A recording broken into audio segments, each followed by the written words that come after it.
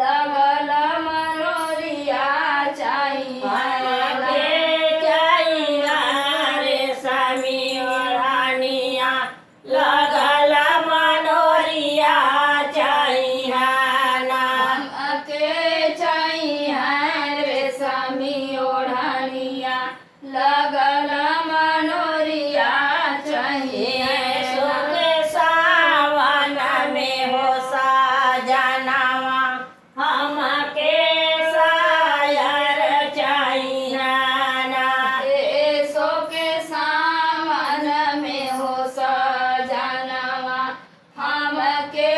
सायर चाहिए खटिया चाहिए ना कोई मछिया चाहिए ना कोई के मछिया चाहिए ना हमके चाहिए लाली पलंगिया लगल तो सटिया चाहिए ना हमके चाहिए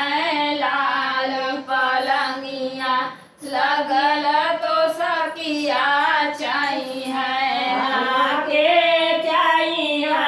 लाल पलंगिया लगल तो सकिया चाहिए ना हमके चाहिए लाल पलंगिया लगल तो सकिया चाहिए सावन में हो सजनवा हमके सायर चाहिए ना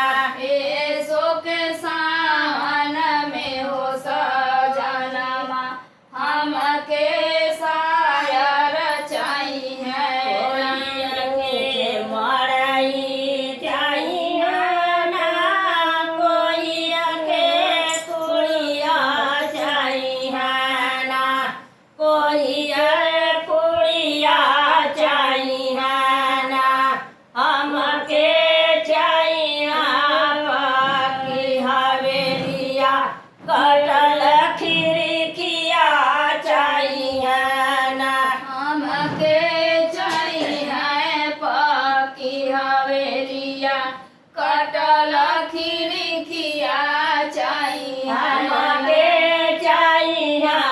बाकी हवेलिया कटल खिड़किया चाहिए ना हमके चाहिए पकी हवेलिया कटल खिड़किया चाहिए सावन में हो सजनवा हमके सायर चाहिए ना सो के सावन में हो सजनिया हमके सायर चाहिए मोटर चाहिए ना कोई के गाड़िया चाहिए ना कोई गाड़िया चाहिए ना हमके चाहिए उड़नी जहाजिया देख के दिहतिया चाहिए ना हमके